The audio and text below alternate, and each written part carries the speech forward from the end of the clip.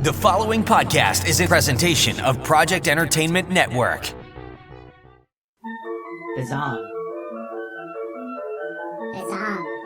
Bizzong. Bizzong. Bizzong. Bizzong. Bizzong. Bizzong. Bizzong. Bizzong. Bizzong.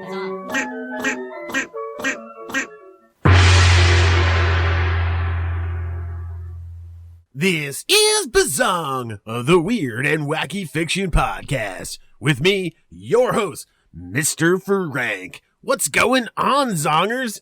We're back again doing the Big Bizzong Show right here on Project Entertainment Network, and also now streaming select shows on Godless.com's YouTube channel, including this very episode. So if you're one of the Godless heathens listening in through Godless on YouTube, welcome to the Big Bizzong Show.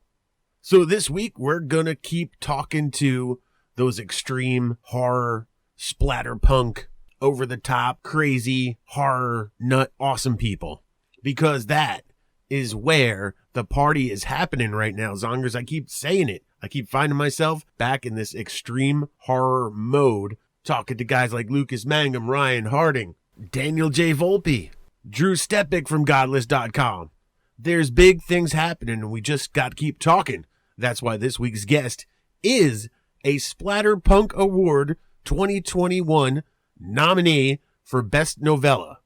I'm talking about Aron Beauregard, author of the nominated novella, The Slob. A lot of people talking about The Slob. It kind of, it was a little bit, I guess, underground, kind of out of nowhere. But man, now that it's got nominated, people are talking about it left and right. Really excited about the book. Sounds genuinely gross and right up the alley for Splatterpunk Award nominations. So I had to get Aron on, find out all about The Slob and all his other works, because he's got like 9 different books out. He's just getting attention ramped up on himself, and it proves to be a big year 2021 for Aron Beauregard. Whether he ultimately wins that Splatterpunk Award or not, people are talking about his work. Like his latest, The Wedding Day Massacre, already getting a lot of buzz as well.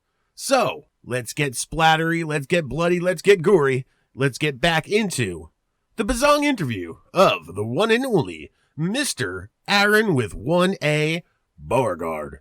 Give us the gong.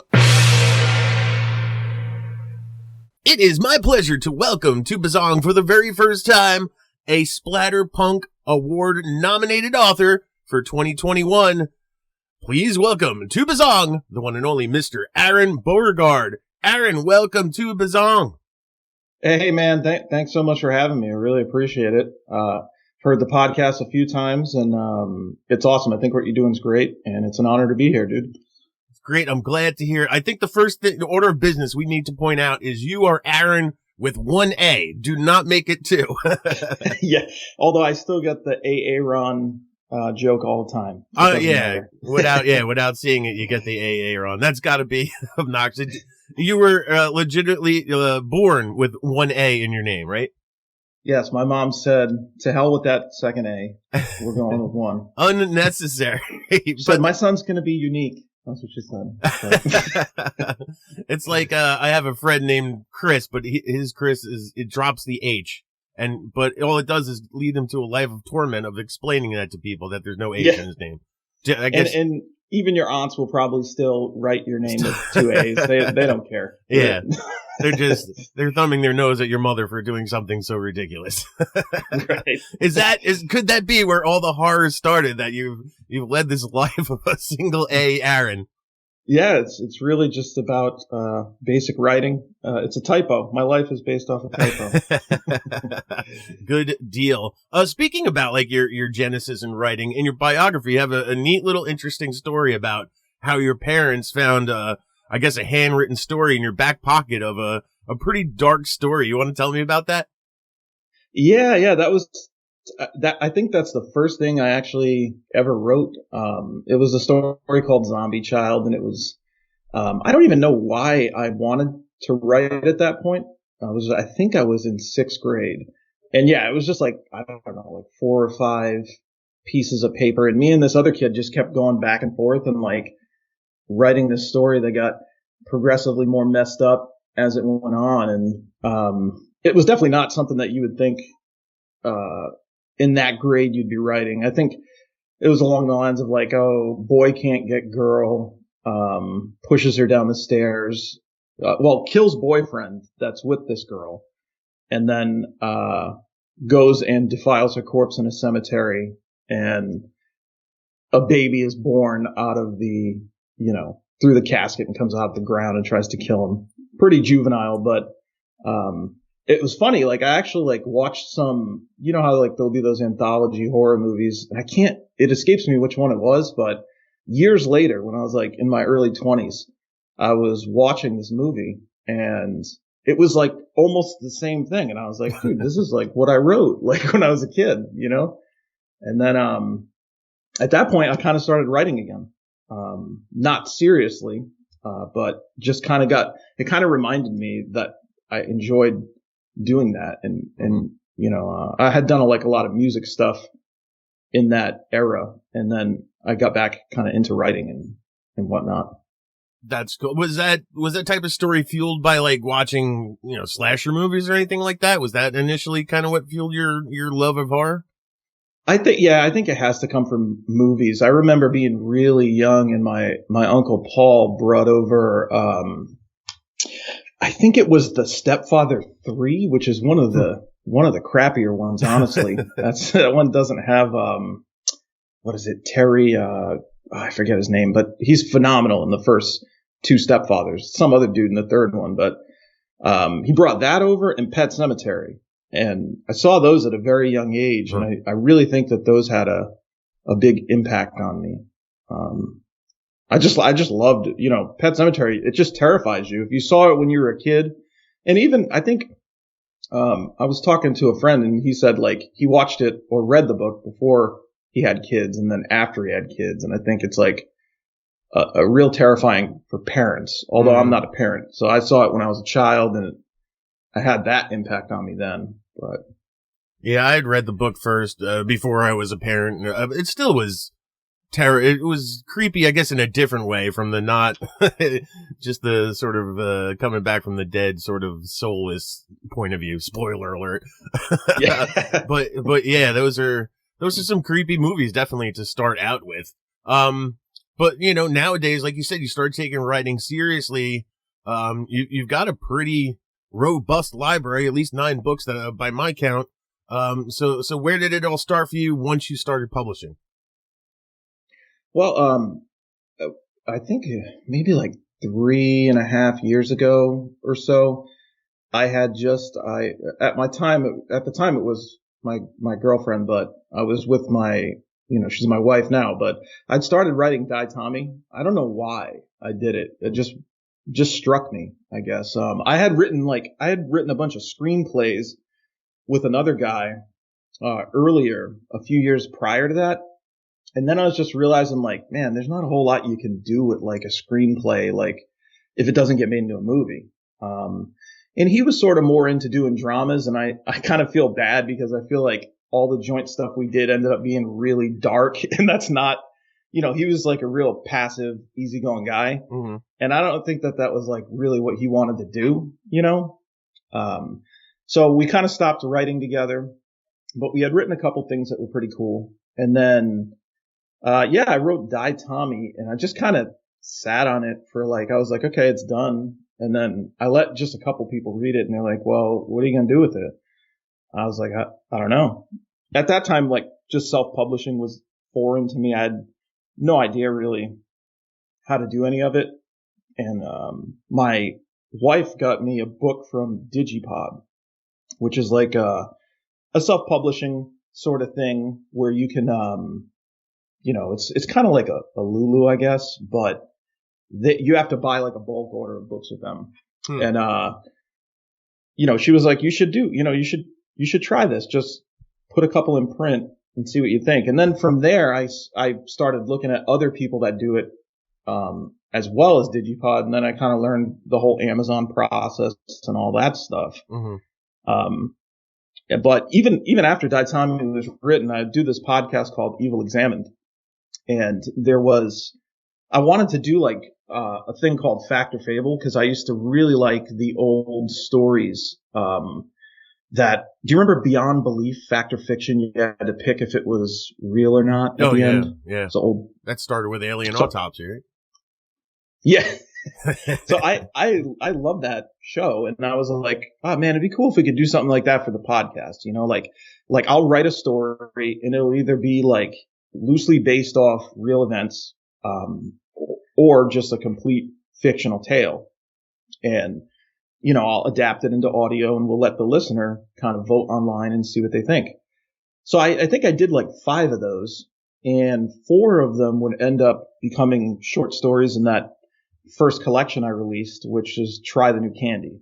And then I just like, okay, well, let me make this 10 stories, and I filled it up, and that ended up being the first one that I published. Mm-hmm. And then from there, I was like, well, I got Daitami sitting there, so I revised that and then published that. And it's kind of, I've just been on a tear since that point. Like, I just can't, like, once you do that first book and you're holding it and, you know, you're like, okay, this is real. You just, I don't know, for me anyway, I just got this incredible drive. I always say it's like a switch flipped for me at that point. Yeah. I mean, it's for basically what amounts to 3 years, you have really, really great output as far as that goes. Like, how much do you write every day, or do you even write every day, or is it just like you write in big giant chunks? It varies, because I was working full time at like, it's funny because when I started all this, I was working the most demanding job of my entire existence, and probably a job that I shouldn't have been doing. You know, like I don't know, it just wasn't the right fit for me. So I had to kind of spend a lot of my time on that. But, you know, on the other side of things, I'm doing all this writing, and that was really what I wanted to do, of course, because everybody wants to do their passion. But, yeah, I mean, I don't write every day per se, but I mean, I'll just get into it, and it's like a well, you know, like it'll just keep flowing, nonstop if I strike a nerve. And I just have like, I'm blessed in the fact that I get like countless ideas. I've always got ideas, and I'm not a guy that necessarily needs to know the full outline of a book before I start writing it. Right. I can kind of learn what the story is as I do it for certain projects. I mean, it's not like that for all of them, but occasionally I'll just be like, well, let me just write and see what happens, and then we can adjust things from there if something changes down the line in the story. But yeah, that's I guess what they would call a pantser, just writing the story. That's when I write, it's typically how I go. I just come up with an idea and just explore it, essentially. When you do that, when I do that, sometimes I hit a stumbling block. I may get 10,000 words into something and realize there's nothing going on here. I have to, give it up. But that happens to you as well? I'm pretty blessed in that fact that there's always a way, as long as I know my characters in the story, because that to me, that's even more important than the story. Like, if you know the characters, I start like cooking up my outline and like, okay, like what's a cool thing? Like, for Wedding Day Massacre, I was always like, oh man, I have a fascination with true crime and, mass murderers in general, just how someone could be that screwed up. You know what I mean? Like, what does it take to get there? And like, so I didn't like have a whole outline for that, like to where it was going. And then I realized, like, as I started building the characters that were going to be at this wedding, they sort of told me where it's going to go. You know what I mean? Right. Yeah. It's the, they say if you build a strong enough character, they'll tell you the story. They'll, you don't even have to write the story. Once you have your characters solidified, come to life, they dictate what the story is and take it where it needs to go. Yeah, no, I totally agree. And so I'm not saying it's like that every time. Like, so other times I'll have like it'll be like more story driven, and then I'll like add layers to the characters as I build the story. Mm-hmm. But I think it's fun to do both. Like that's what I try to tell anyone who kind of reaches out to me too for any sort of advice. I'll just say, it's easy to let the characters tell your story, but if you know your ending too, it's just kind of getting some entertaining things within there and making sure you have strong enough characters to make that bridge, right, to reach that finale. Yeah.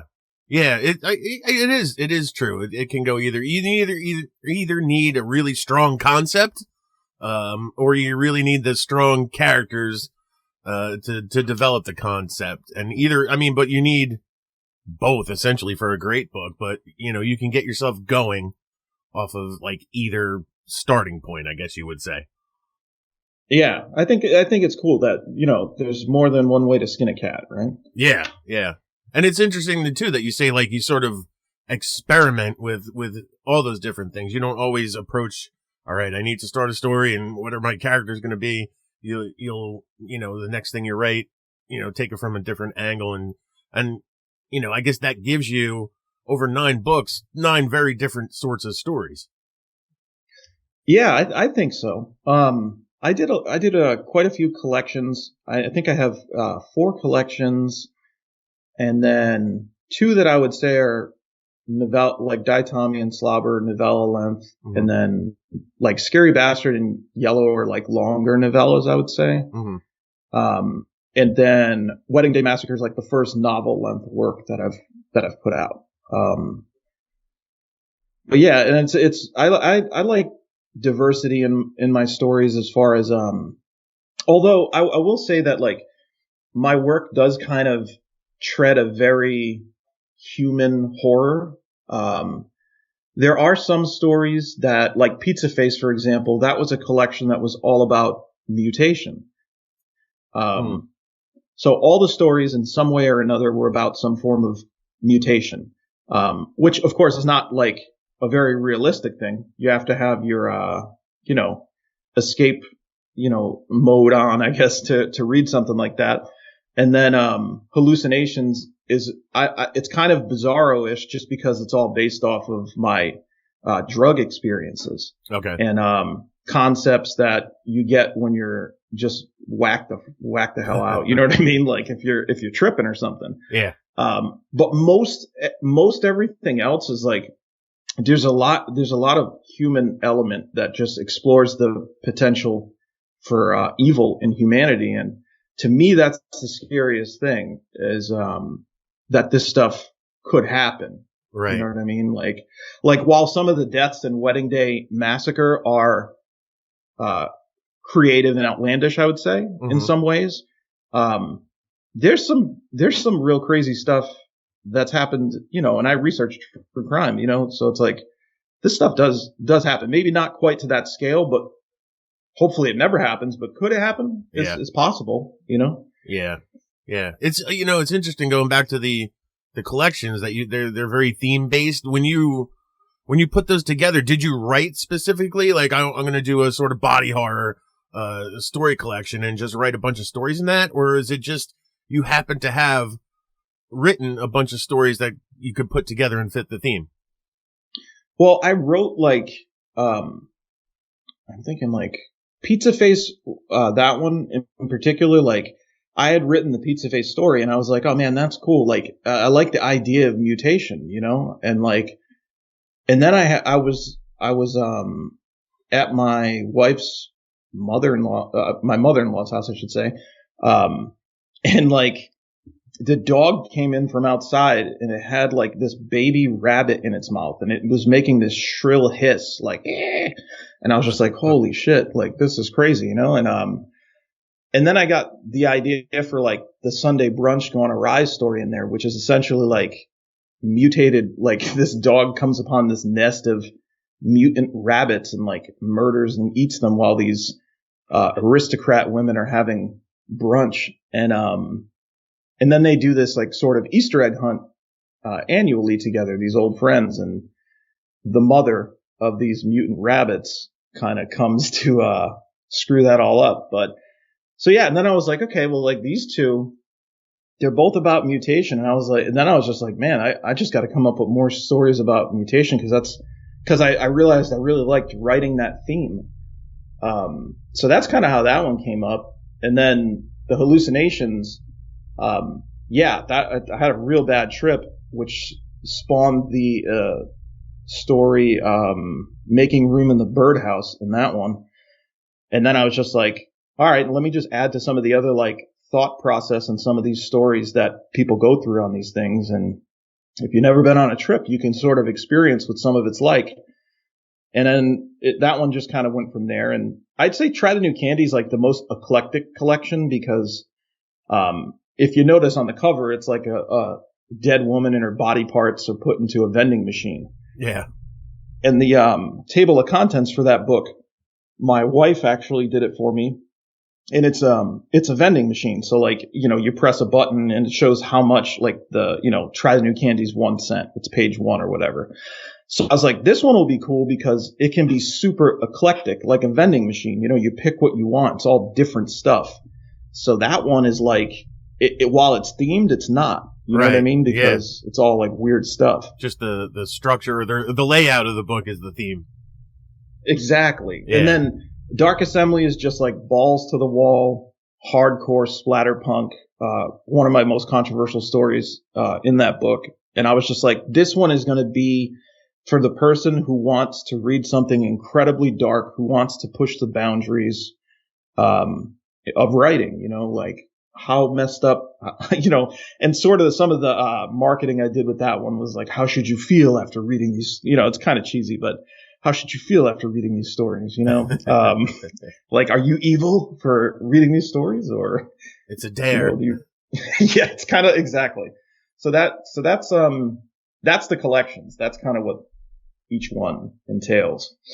I want to dig in now to the Splatterpunk Award nominated in the category for novella, The Slob, or as you said earlier, you mentioned it as Slobber. Was that like an original title, or you just like have a pet name for the Slob? Did I say that? You did say Slobber. Then I'm just off my kilter this morning, I guess. But no, it's the Slob. Yeah. So the Slob nominated for a Splatterpunk Award. Your first nomination, I'm assuming. How did it feel to wake up one morning and get that news? Dream come true, man. I didn't see it coming. Like I didn't even ask anybody to initially like to vote for it or anything. Like I didn't think anything would come of it. Mm-hmm. And then I got a message one day and I was just like, oh man, like people are voting for this. Like, someone involved with the awards told me that it had received some votes. And I was like, okay, maybe I should start telling people to vote for it if they think it's worthy. Mm-hmm. And very, very humbling because, before I started actually like publishing any of my stuff, like a lot of those guys in the splatterpunk genre, I just, you look up to them. They're almost like godly in some ways. And then you're just like, wow, this really struck a nerve with people. And I don't know. I was just humbled, I guess is the best way to put it. It's like all these people have been very gracious to me via social media. That's one thing I did the second year. The first year, nobody was reading anything I did. And that's my fault, really. Part of it was that I don't think the covers were quite as good as they could have been. Mm-hmm. While they were like unique and stuff and cool, and I like the original covers, they didn't quite pop how they should. And also, my editing was not up to snuff on like when I released the first 4 books, and it's probably part to do with just like being a little bit overwhelmed with my job and just trying to put stuff out. But as I saw in that second year, I stepped onto social media and really built a presence. And then I re-released all of those first 4 books that I released in the first year mm-hmm. with proper editing, proper covers. This is something I like to be honest about so that if anybody else is listening that's trying to do this, don't make the mistake that I made. Start start right, and then you don't have to play catch up. But yeah, and I think but in a way it benefited me because when I re-released the Slob, that's when the buzz came. Right. Because nobody was reading that first version of it, and I wasn't promoting it, thank God, because it was riddled with like typos and shit. But yeah, upon the re-release, just social media took to it, and a lot of people just started advocating for me without asking. And I just like to always say thank you. I'm forever indebted to all you guys for that. They liked the book enough to really put it on a pedestal and say, this is a tough book to get through, but we love the character development. We love the story. And it's just a great feeling. Yeah, I mean, that's, I guess the biggest praise for it is, you came on my radar because you got that nomination. And, right when you got that nomination, all of a sudden I see all these people going, oh man, the Slob, that's a great book. Everybody was talking about it. It got all that buzz, like all that attention really right around the right time. But, before it got that nomination, it almost seemed like there must have been an underground appreciation for the book because I didn't really see a lot of talk about it until then.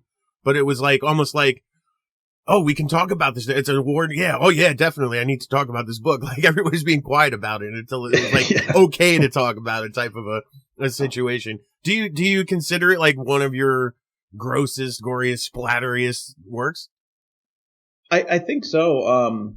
And it's funny, because a lot of people, when they write reviews for that, they'll be like, I never thought like a book could be this messed up and not have that much foul language in it. Like, not to say that I don't have a lot of, like, Yellow is riddled with, curses because that's the characters in it. Mm-hmm. But the character in this is just like a pregnant housewife with a disabled husband, just a sweet person. You know what I mean? Yeah. And, so it doesn't make sense for that.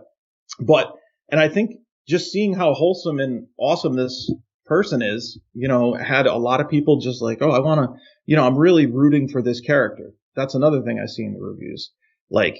They really cared about the character.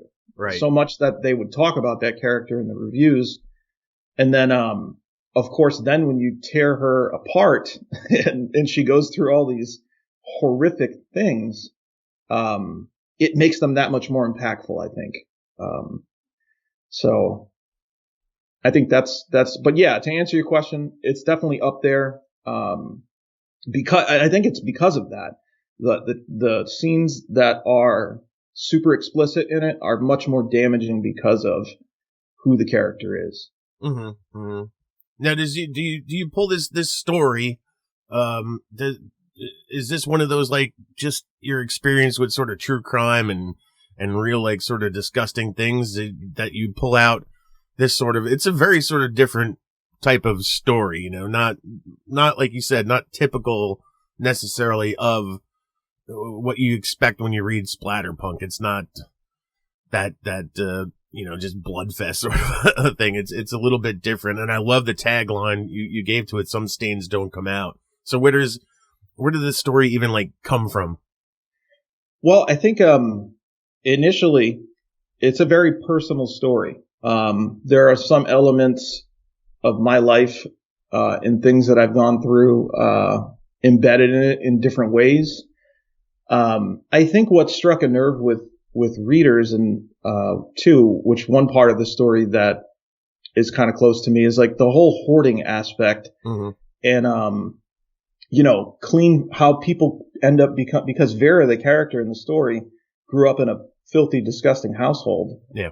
And, had to clean all these atrocities. Like I don't want to give too much away, I guess, but yeah. But yeah, the part of it came from experience around those type of situations, a disgusting household. And then other parts of it are just like, just stuff I just come up with, like the whole vacuum cleaner thing. I had to do all this research on this Bizzong vacuum cleaner that was like the first non vacuum cleaner that wasn't tethered to a water source, like a faucet in your house in the 80s. And like, I read all this history on like a vacuum cleaner company. because that's the product that she becomes obsessed with. She's like, this is a phenomenal cleaner, like, and she's obsessed with cleaning. So she's like, I could sell this thing. Like, I could do this, like, because she's passionate about it, Right. because of her past. And then the stuff in the house when she kind of gets to the doorstep where the slob lives, that's just, that's nothing really that's, inspired by anything. It's just really sick stuff that, I guess I'm fortunate enough to think of randomly, but yeah, it's pretty unique, but it makes sense. It takes that, like you said, hoarders, aspect, which, not as quite as popular that show as it was a couple of years back, but still, very much prominent in everybody's mind, and then sort of marries it to a sort of, I don't know, like a B horror movie sort of feel to it. That's kind of what it seems like the presentation is. And I think it's marrying those two gives it sort of that unexpected angle from what you would think, of when you think splatterpunk or extreme horror. Yeah, dude. And it's funny. It's like weird because I didn't think I don't know. I obviously you don't imagine that your book will be nominated for anything or people will like it that much. But, I see people that are like, oh man, I grew up in a nasty ass house. I want to read this. That's honestly why a lot of people read it, because they could relate to it and wanted to see if the experience paralleled their own, I think, So Yeah. maybe that's something to think about as, people consider story ideas, at least what I learned, Mm-hmm. that if you can make readers relate to stuff, you're going to have a significant impact on people, I think. Oh yeah, that's definitely, like going back to talking about characters, if there's a type of character in particular that resonates with people, or like in this case, a situation that people, can relate to and resonate with, that's the stuff that really grabs people, when it's something they just can see in themselves, I guess, reflected in themselves. And I guess the fact that it's, horror or extreme splatterpunk, whatever you'd want to tag it with, it makes it that much more sort of intriguing and yet uncomfortable to maybe look back at yourself that way with, but it's sort of a very human thing too. Yeah, no, totally, dude. I think, those are some of the best kind of stories, when I'm reading, is the stuff that I can be like, oh, I've had kind of a similar experience to this. It gives you the ability to really imagine it and paint the picture. Cause, when you're reading, you're just imagining everything sort of as you go along. And if your brain has more experience with the stuff you're reading, it just connects. And I think it brings painting the picture to another level, Big time. Definitely big time. And that, when you wrote the Slob, were you sort of feeling like, oh, this one's a little different, this one's a little better than what I've done before? Did something feel special about it when you wrote it, or did it kind of just feel like everything else you wrote when you were writing it? I knew that I enjoyed the story and I thought it was going to be really cool and distinct in comparison to the other two that were out at that time. Mm-hmm. But I always think that my most recent book, is just as good as my others. I don't know. It's hard for me to rate them in my mind, but I don't think, to answer your question, I don't think that I thought anything different about it necessarily. If anything, cause I didn't really realize that a lot of people struggled with some of the stuff that, or as many people struggled with some of the stuff that is in that book until it came out. So after it came out, that's sort of when I realized it, when I saw people, saying that. But at the time, I kind of had no idea. That's an interesting thing with the extreme horror, the splatterpunk. I've noticed recently I read Mother Maggot that a lot of people are talking about as well, and everybody was saying how cringy and stuff it was, and I was reading it and I'm like, well, yeah, it's gross and everything, but I'm not really disgusted by this and what does that say about me or anything? Yeah. But I imagine that's the same thing when you write too. You're like, I didn't think it was that bad. Is that sort of what you're describing? Yeah, I think so. Cause I don't know. I've always liked pushing the boundaries. And Mother Maggots, I have a paperback copy. I haven't had a chance to read it yet, but I'm friends with Simon, and he's a really, really good guy. And I think, as far as like when I'm writing, it's very rare that I will finish something up and be like, holy shit. Like I feel a little guilty about this one, you know? Yeah. Which is saying a lot, because some of this stuff is just, it's not for everyone. Right. But there's only a few things that I've written that I've been like, oh man, I don't know about this one, you know? But it's probably to your benefit that you do write sort of without that filter. You know, you're not even asking yourself, have I gone too far? Because it's not even a thought in your mind. But the payoff in the end is that it's sometimes too far for, the reading audience at large. Yeah, but I think you can't write, like I don't write for readers. And that's that's not a knock on anyone who reads my stuff. Just to clarify, like I do write for my readers in the sense that like I want them to enjoy it. I want it to be a quality book and everything, like I write for them in that sense. But the actual stories, these are like my babies. You know what I mean? Like, these are just, I can't go into something saying, well, I wonder if this is going to upset all these people. It's a fictional tale, I think there's warnings on most everything, that I have to kind of keep people away that, might be damaged by it in some way. Cause I don't want to do that either, of course. I want to be respectful I don't want someone just to stumble upon it and then just, it evokes some scarring memory or something. So I have warnings, and I think my covers are sort of warnings in themselves for a lot of my work. But I can't write thinking about, who's gonna think this about what, Yeah. I just have to get out whatever the idea is. Yeah. So you're not even, when you're writing, are you necessarily trying to be gross, be over the top gross, or is that really just your level of writing? You're not trying to push the boundaries, you just do. Yeah, I think if people want to write for that reason, if that's what's true to them, I'm all for it. But to me, that in my work, I don't write for that reason at all. All of my stuff is about the characters in the story for the most part. I don't have anything that's just like, oh, I want you to read 100 pages of just gross, and it's just gross, and let's see if you can handle it. You know what I mean? I don't want you to walk away only talking about this book was disgusting. I loved it. It was disgusting, but that's the only reason I read it. I want you to be able to read it for the characters, the writing style, the formatting, right?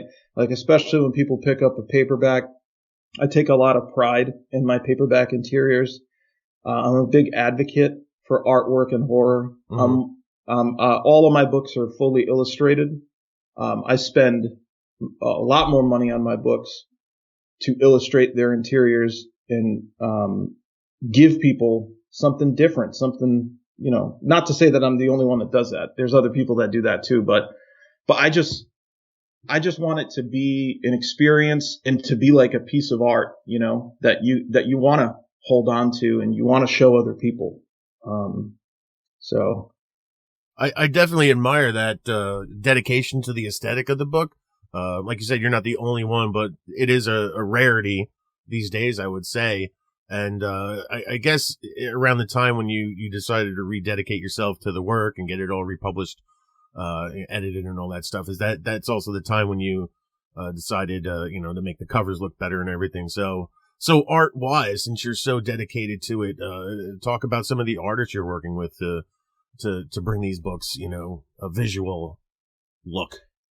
Yeah, most everything I've done now is Anton Rozovsky, who's a Russian artist that I connected with.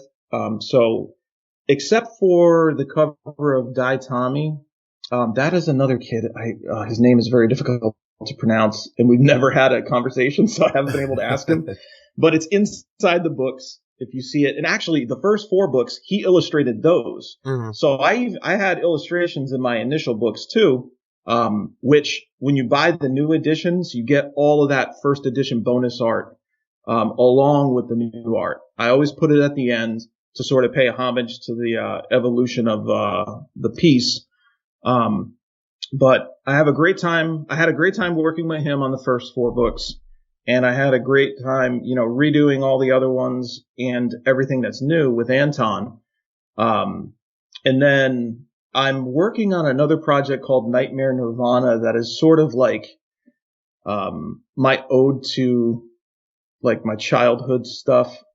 Like I really like, obviously growing up, like Fear Street, Goosebumps, Scary Stories to Tell in the Dark, all that kind of stuff. And I feel like this book will kind of be like if Scary Stories to Tell in the Dark was like a splatterpunk book. Oh, cool. And I'm working with this dude, Stefan Limor, and he's from Serbia. And we worked together for almost a year. Over a year. No, it was over a year, actually. And there is 65 illustrations. There's nearly an illustration on every page that you turn, sometimes 2. The focus of this book is going to be, there's gorgeous art in it. It's more of an art book with stories. I mean, the writing's awesome in it too. I'm not trying to downplay the writing, but I think when people open it, it's going to be like a coffee table book almost, something that horror fans can sort of leave out and display. It should be like a 7x10, like a larger book too, which I've only done like the 5x8s so far, but yeah, that was awesome. And Zach Dunn, I don't know if you're familiar with the horror oil painter Zach Dunn. No. Have you heard of him? No. Should check him out on Instagram. He does some really cool stuff. I bought a painting of his, The Red Widow, which is going to be the cover art for this book. And I took the title of the story and inspired a story within it to kind of pay homage to the artwork that he has graciously agreed to let me use after purchasing the painting. So that should be really cool. So you have just sort of an innate appreciation for this sort of dark art anyway, and you've just rolled that appreciation right into your books, it sounds like. Oh, I love that stuff, dude. I love it. It's like, if I had the money to cover all my walls with it, I would, That's awesome. Yeah, I'm looking up Zach Dunn's art now. It's disturbing looking stuff for sure. It's very cool. Yeah, he's a great guy. Yeah, there's some great stuff here. That's awesome to see that you do that. It is so few people that have that appreciation for it, but like, because you do have a deep appreciation for it, it's going to make those books, just look that much better, a much better reading experience. Was there, that's something I've never done, is put art in my books. Is there a challenge to getting that to work layout wise, or is it not really as difficult as people might think? It depends. So like for my novels and novellas that are chapter based, those I will usually do one illustration per chapter. And usually it ends up, there's usually at least like 20 chapters in most of my books. So that's not too hard because you're just putting it at the beginning of the chapter. Now, for other books like Try the New Candy, all the collections, they have the stories in those have multiple illustrations. Like Dark Assembly has 4 illustrations per short story. So that's a little more trickier because I'll have rectangular illustrations that go horizontally. But then the ones that go top to bottom, that's tricky because you got to get the text to uniform really and line up perfectly. So sometimes you'll have to rework your wording in the stories to go ahead and make sure that it can accommodate. If you look at the interior of Dark Assembly, it's like, there might be like a small paragraph under the illustration. And it's like, I want it to look perfect. Like I want the period to end on those 4 lines. And so I just come up with the best possible verbiage I can in that area to fit that space sometimes. So it can be a little challenging with the collections. The other stuff, I would say not so much. Huh. Interesting. Very interesting. And it's cool that you're so dedicated to it to even match the text up to the the parameters of the art. That's pretty intense stuff right there. Your latest book you've mentioned a couple times here, Wedding Day Massacre, came out earlier this month in March. I imagine this was written before you got the Splatterpunk nomination, correct? Yes, it was. Yeah. But I mean, it must have been beneficial too for that book to come out like so close to getting announced as being a nomination, because now people are you're on their radar more so now, and you have a new book. It's had to have helped. I definitely think so, and it certainly helped the Slob. Even I think it was doing pretty well before the nomination. And then it's been very consistent, and I feel like there's constantly new people finding it. But yeah, Wedding Day Massacre has done excellent so far as well. Like for the first month, I'm very happy with what it's doing, and so a lot of people are saying that it's my favorite, their favorite book from me so far. So that's the ultimate compliment, when you get some of those with the early reviews. Right. Yeah, it's like you say, when each new book is your favorite thing, but it's great when the readers agree with that too. Yeah, exactly. It doesn't really, your opinion doesn't really matter, I guess, right? But it's So I usually ask when somebody gets the nomination, and it's sort of like a first time come out of quote unquote obscurity. But since Wedding Day Massacre was already written and stuff, like now that you have the nomination, do you feel any pressure now in your writing to be stepped up because you have this recognition now? No, not really. I just think I just need to keep doing what I'm doing, because the people that read the Slob, many of them go on and read Scary Bastard, and they end up liking it, or I mean, I don't know. As more exposure comes, I'm sure that more people are gonna dislike stuff. But right now, it's been overwhelmingly positive for my entire catalog, really. So I'm very grateful for that. But I don't feel any additional pressure, only because I already have 3 other projects in the can already.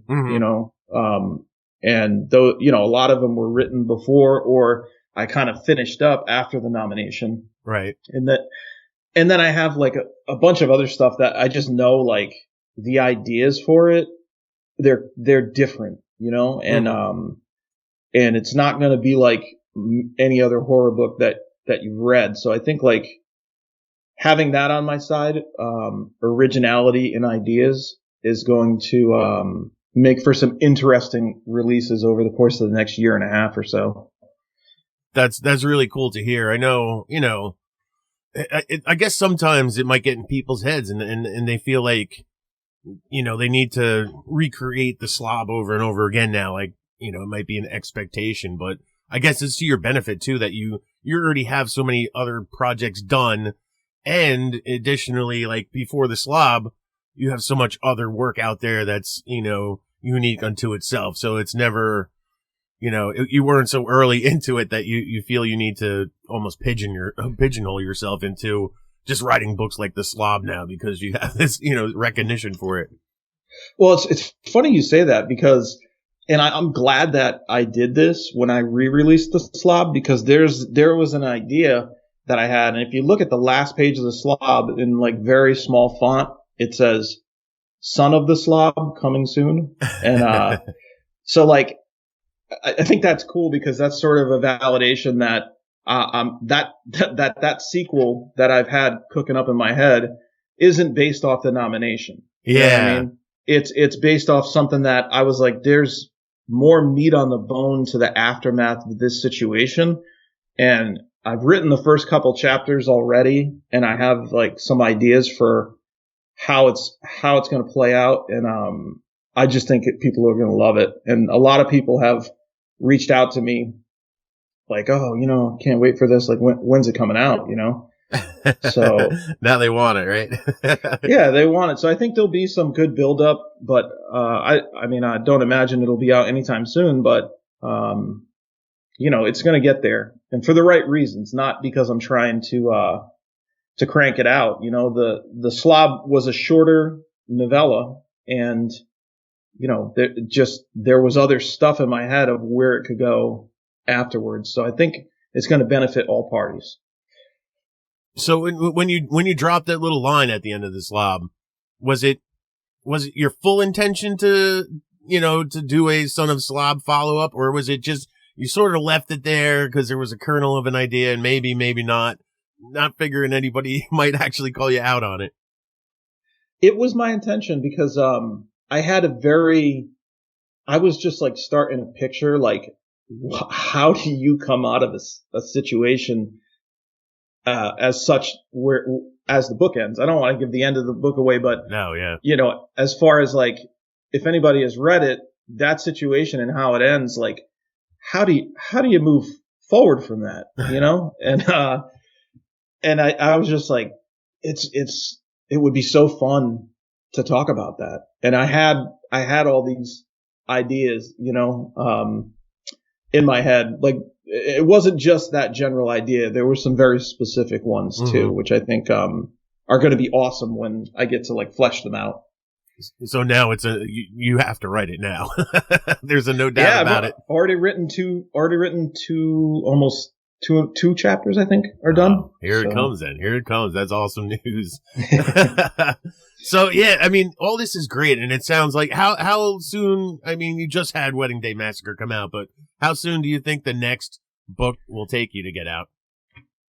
I'm thinking probably June 1st. I'll be releasing In the Hands of the Heathens, which is like that one is kind of like it blends splatterpunk and supernatural elements, which it's sort of for the reader to decide what's going on. Mm-hmm. There's sort of an ongoing mystery in the book, and the reader is it's up to them to sort of figure out what they think it is, what's going on, until the reveal in the end. So it's a little different than some of the other stuff I've done, but it's an awesome book. I did a lot of research on Madagascar for this one because it involves a lot of folklore around an endangered species of animal called the eye, which it has a lot of really cool like folklore around it. And I was just like, man, this would be cool, if like some of this folklore came to life, and then sort of something horrible happens when these girls are doing this study for the thesis in the jungle of like these jungle of Madagascar, and one of them doesn't make it back, but does this sort of folklore follow them back? It's kind of, they have to decide what they think it is. That sounds like a really intriguing concept. Yeah, that sounds cool. Definitely. I'm going to look forward to that for sure.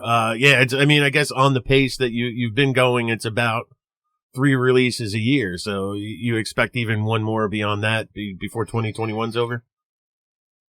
Yeah, I'm thinking I've got the Nightmare Nirvana project, which I want to release this year. And then there's another project, my first collaboration, which is a project I pitched to John Athan, the extreme horror author, and Jasper Bark. Yep. And it's a collection that we're doing together, like that is called Beyond Reform. And the idea is that in each story, we had the only specs that I had on it. I was like, write whatever you guys want, whatever length you want. But I just need one character in your story that cannot be saved no matter what. They're so evil and they're so depraved that they are beyond reform. And I did the title story for it, Beyond Reformed. And my second story in the collection is called The Martini Club. And I've read John's stories for it. They're really, we're going to be pushing some boundaries with this one for sure. It's sort of a challenge, we're sort of challenging each other. Like, how bad can it get? We'll see. But or do the stories roll into one another, or they stand alone from one another? they're independent. Yeah. Yeah. But still, you're trying to put that only makes sense. Like putting together, all the extreme guys together and sort of pushing each other to outdo one another only produces a great book in total. I think so. And it's been an awesome project. Like we've been kind of communicating along the way and talking through different ideas of how we want the book to be presented. And it was my first crack at collaboration. So I'm just grateful that they accepted, number one, and number two, that, I wanted to do it with people that I just kind of knew that were cool anyway. And I'd at least read something by that I enjoyed. And I read Jasper's Stuck on You and Other Prime Cuts, and then John Athan's Lovesick, and I really liked both of those a lot. So I think the chemistry is going to be awesome. I think it'll turn some heads. You three coming together makes all the sense in the world, and just hearing the three of you working on a book just sounds like it's going to be a great book. Knowing all three writers' works, it really sounds cool. Aron, it's been a pleasure to finally get to talk to you, talk about your work. And I want everybody to remember, above and beyond all, it's only one A in Aron Beauregard. It's been a pleasure having you on, and the best of luck to you in your quest to get your hands on a Splatterpunk Award. But I imagine for you, in the end, the nomination is all you really need. 100%. I know whoever gets it is going to deserve it. There's a ton of great people there. And good luck to all of them too. And thanks for having me on, dude. I really appreciate it. It's been a blast. Aron Beauregard, leave off that first A for awesome. What a fun interview talking to Aron, learning all about what he's got going on. Man, he's like a powerhouse of output on top of being awesome and putting out books that are like just gross and people want to read all that grossness. So definitely the best of luck to him. For the Splatterpunk Awards. But, in my mind, like just the nomination is the big win. Everything else is just extra sugar, it's, meaningless. If you're in those nominees though, like, you've got some quality work that you've put out there. So that's important. So, best of luck to Aron, and of course, all the other Splatterpunk Award nominees as well. You're going to want to make sure you check out the Slob if you haven't already, ahead of the awards being nominated, and the Wedding Day Massacre, and all the other work that he's put out, because he got just a ton of work coming behind it. He really sounds like an output machine. Looking forward to it all. Hey, Zongers, don't forget, Bizzong is available for advertising your product, yourself, or your wares right here on the Bizzong Show. We've got great advertising rates to help get you noticed and put you in front of an audience of like-minded people. All you got to do is email me, frankjedler@gmail.com, and I will get back to you with our ad rates and discuss advertising your stuff on Bizzong. But that's all I've got for you this week. You're now free to go and listen to these other great Project Entertainment Network podcasts. Hello, is anybody out there? Anybody. This is Jim Cobb. If you are hearing this, the worst has happened. I've recorded a podcast at the end of the world and will broadcast it on channel PEN every Friday. It's all about the apocalypse, books, movies, TV, how much food and water will you need your bunker, all that kind of stuff. Excuse me, sir. You're gonna have to keep the noise down. You're in a library, and you're scaring the kids. The world hasn't ended yet. Sorry, ma'am. Shh. You're in the library at the end of the world with host Jim Cobb. Fridays, exclusively on Project Entertainment Network. The Unsupervised Podcast, a show about acceptance and diversity. I guarantee you these are all white children. You gotta shoot your shot, man. Oh, Mick, do you want some rhinoceros? A show about love. It's called like a chicken McGangbang. It's like a... Whoa, I'm the chicken McGangbang. I'm always grumpy, so I want to dominate it. Not part of the Pound Me Too movement. With some high-class humor and some science. You need to move your lips more. Give me another rim job. The popcorn gives you a boner? I don't get this. It's science, okay? Okay, maybe more like the Seinfeld of podcasts, not really about anything specific, but we're going to make you laugh and entertain you for a little while. So tune in every Thursday exclusively on Project Entertainment Network. This has been a presentation of the Project Entertainment Network.